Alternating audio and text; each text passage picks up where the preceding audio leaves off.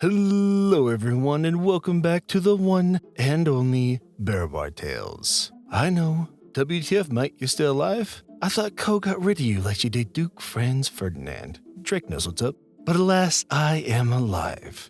I may have had literally every aspect of my cross-country move go wrong. Seriously, do not trust moving companies, or apparently anyone at all in my case. Also, for you Europeans out there who forget just how big the US is, to travel from Paris to Moscow, it's 1,550 miles. My move was just over 2,200 miles, or 3,450 kilometers. But after it is all said and done, I am here. Well, actually I had to move twice due to the aforementioned everything gone wrong. But at least I am now sorta moved. Still don't have most of my stuff, like my good mic, so I hope my B mic works just fine for you. But I can't tell you how much the support I've received, even though I haven't been able to produce anything, has meant to me. And I feel like I definitely owe all of you some content. Speaking of which, I believe I owe someone here a dope set of dice. I'll be sure to announce that at the end, but spoilers, this was a much harder task than I thought it would be, and next time, I think I'm gonna leave the judging up to you. Meh. Oh hey, you just stopping by to say hi? I missed you too, buddy. Whoa! You know what? I'm not gonna take any of that personally. I know you're just lashing out because you don't know how to effectively handle emotion. Meh. Well, that was uncalled for. Ah, you're saying we actually have a sponsor for this episode. And I'm actually super late since it was for a Kickstarter that was launched back in September. Yeah. And that it was an absolute smash, so I should still tell people about it since they're taking late pledges? Yeah. Well then, let me introduce you all to the new Kickstarter from the fine folks at Mammoth Factory, the Mammoth Chronicles Kickstarter. This campaign has 8 fantastic 5e adventures that come with 131 premium STLs, a year's worth of high-quality, play-tested 5e content at your fingertips. Expertly written, plug-and-play short arc adventures with legendary themes such as a Radiant Dragon Empire, Abomination Werewolves, Infernal Blacksmiths, Eldritch Plane Shifters, and more. Seriously, if you're looking for Halloween content, here's the place. And the best part is whatever your platform is, whether you use physical books, PDFs, VTT tokens, Roll20, 3D printing, or even paper minis, they got you covered. I actually had the honor of sitting down with them and being able to talk about the whole thing for a couple hours, and I can tell you these guys are the real deal.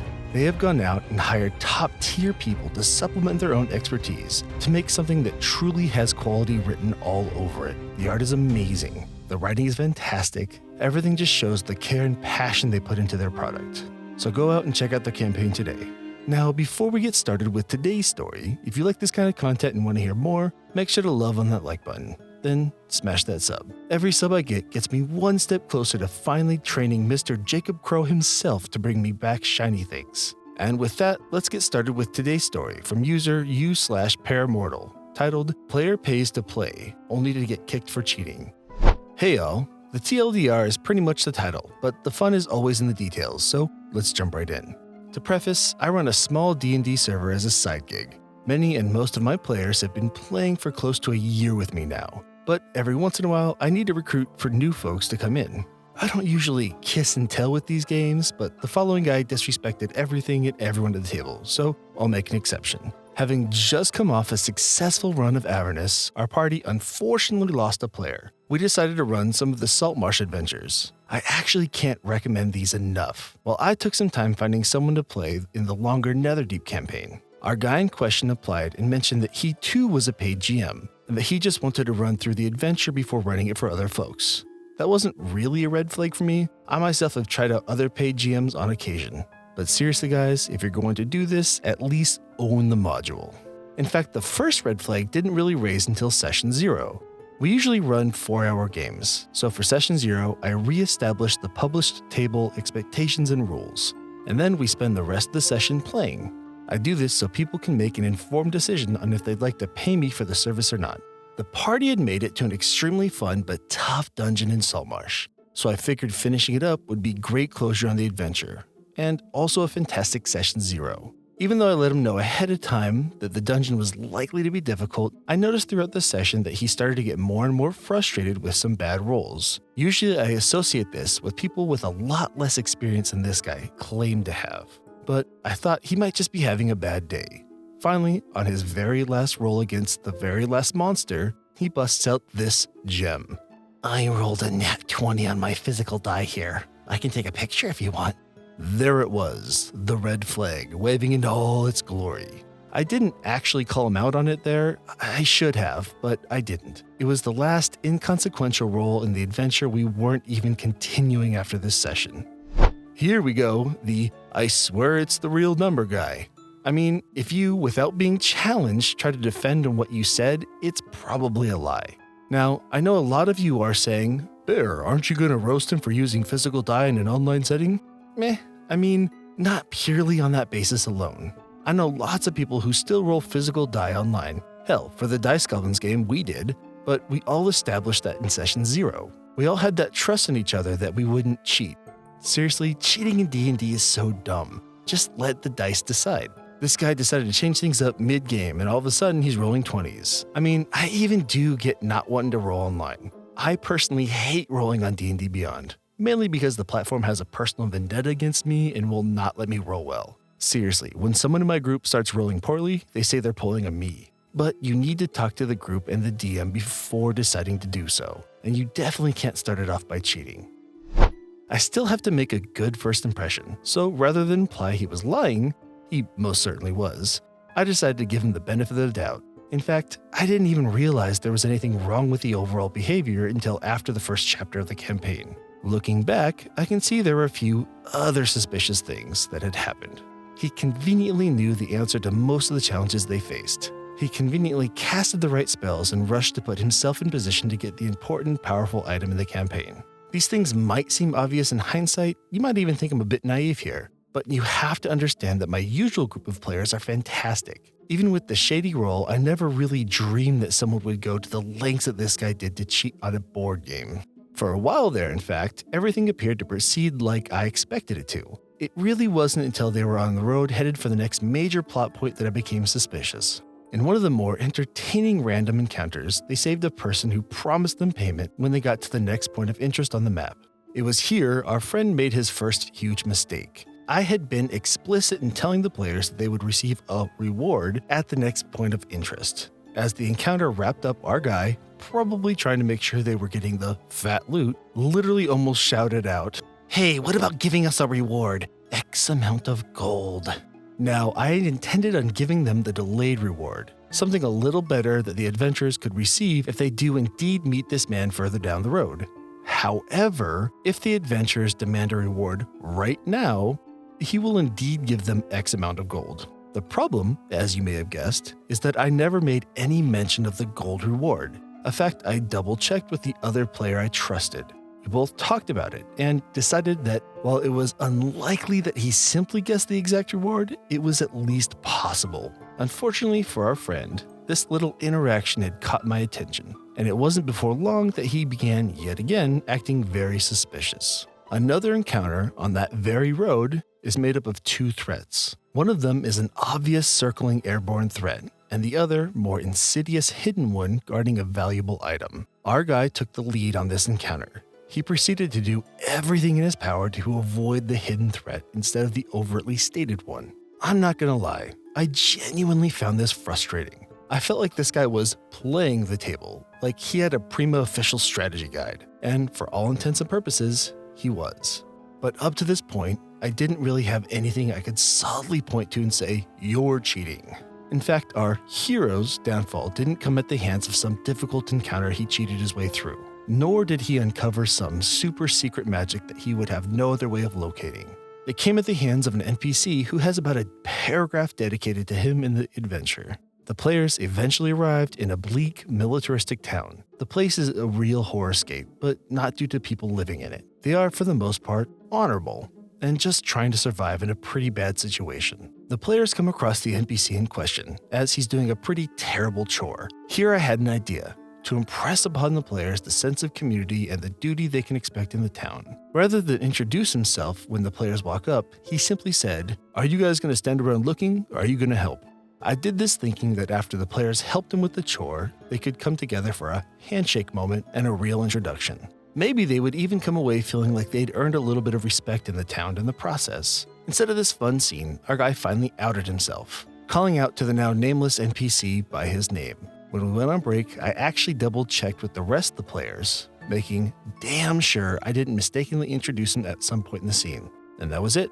I had him, outed by a literal one-off NPC. I let him finish out the session, which he hilariously ended by attempting to ready a spell or something that he, of course, had no info on. To be honest, in any other circumstance, readying a spell there wouldn't have been that outlandish. But I now had to question whether every action he was taking was intuitive or if he was simply reading the module. He was. Due to this, I unfortunately had to remove him from the game and server due to the negative impact he was having on the table. He did end up sending me a Discord message after I removed him from everything, but I figured he was some indignant or angry remark or rant, and I simply didn't have time for that. And that is the story of how some guy paid me cash money to get kicked from a D&D game for cheating. Thankfully, the guys at the table took it in stride, and the damage done by the cheating wasn't too terrible. His character walked away after giving up the important stuff, and we all chuckled about the situation before moving on with the game. I hope you enjoyed this story if you've made it this far. Shout out to the guys in the game and on the server. You glorious bastards are the best. I will never understand why people would cheat at TTRPGs, at least when it comes to something like D&D. Like, I'll even give a little wiggle room here. This guy was preparing to run this module, so he wanted to read it and play in it to see it. But if that's the case and he really had pure intentions, then he needed to step back and let others make the decisions. He also needed to separate his real-life knowledge of the world from the in-game knowledge. If he was truly that experienced, then he should have been able to do that. With that being said, however, my guess is that he had a heavy dose of what we in the biz called MCS, or Main Character Syndrome. PCs suffering from Main Character Syndrome may exhibit the signs of fudging dice rolls, having all-knowing knowledge, always having to be the most powerful, rash, and while not shown here, many times will have the exact backstory of an anime protagonist. Please see a doctor if your MCS lasts more than one session. Well, that was weird, but yes. Feeling the need to read ahead for all the answers just never made sense to me. I actually answered a question like this on an episode of DM Roundtable. If I can find the one, I'll link it here. There's some great takes from different members on if reading a module is considered cheating. To wrap this up, cheating at a TTRPG is dumb. If you got a metagame, just read the module and pretend you ran it. If you're gonna fudge dice, realize that you're robbing yourself of results you couldn't even fathom. And honestly, if you cheat, you're a dork. And the Teenage Mutant Ninja Turtles told me to stay away from you. Moving on. I know it's been forever, but as a reminder, I ran an art contest I dubbed Bear Bard in Space, in which I gave the prompt of putting the bear in a sci-fi setting with the hopes of winning this fantastic set of dice from yourwizards.com. And well, it was so much harder than I was expecting. I also found out that we have some freaking amazing artists in this community. No joke, when I told my wife about this, she laughed about me getting a bunch of kindergarten-level macaroni art.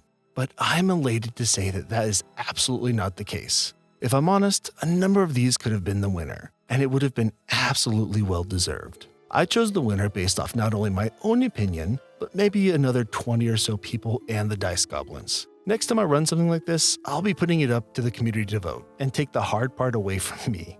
Before announcing the winners, I just want to say how much I appreciate the time and effort all the artists put into their submissions. Because of this, I'll be sending out stickers to everyone who entered. If you haven't seen the sticker yet, then check this out. I love how they turned out. You can pick one up for yourself on my Ko-Fi. Now, without further ado, the winner of the Bear Bard in Space contest is Amphibian. Hope I said that right. When coming up with the name of the contest, I just meant sci-fi, but they took the name literally. I love everything about this. The space mossy, the Darth Vader breathing apparatus, the way the cape flows, and just the dope Renaissance vibe of it all. This was one of my first submissions, and I can't stop looking at it. While we had a ton of amazing art, I think the win here is well-deserved. Because I think all of the art here deserves a chance to shine, I will be showing it all off in subsequent episodes. If I haven't already reached out, I'll be doing so soon to get you all the rewards. And now, bear facts. The glacier bear, or Ursus americana simonsi, sometimes referred to as the blue bear or gray bear, is a subspecies of American black bear with silver blue or gray hair, endemic from southeast Alaska to the extreme northwestern tip of British Columbia, and to the extreme southwest of the Yukon. The Tlingit name for the glacier bear is a reference to their size, elusiveness, and ability to visually blend into snowfields, Siknun, which means a bear that disappears. Little scientific knowledge exists on their total extent and the cause of their unique coloration. While they are considered a unique species of black bear, outside of their coloration, there's nothing really to distinguish themselves from their standard colored cousins. Well, with the contest wrapped up and the bear facts laid out, I think it's time to call this closed. Once again, thank you to the folks at Mammoth Factory. You really do have a high quality product. And seriously, thank you to everyone who stuck around with me, even if I wasn't able to make the content. It's an incredibly humbling thing. I promise I will redouble my efforts for the rest of the year. If you like what you heard today, make sure to like the video and give the channel a sub. If you want to help support the channel further, you can look into my Ko-Fi where you can sign up for a membership or a one-time tip, pick up a sticker, or even commission me for a few lines. If you want to check out the Bear Bard in other forms, you can check out my Discord, Reddit, Facebook, Twitter, Instagram, Twitch, and TikTok.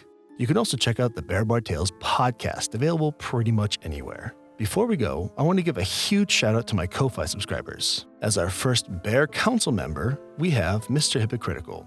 At the Big Bear tier, we have new members Den of the Drake and Mr. Mint, along with Armadeus, Skydiving Ellen, and David Haggerty. And at the Mossy tier, we have Gnome Vitonics and the Reuven Gritters. Thank you all so much for the support. It means the world to me. For now though, this has been the Bear Bard. Remember to stay kind, stay beautiful, and keep on living that bard life.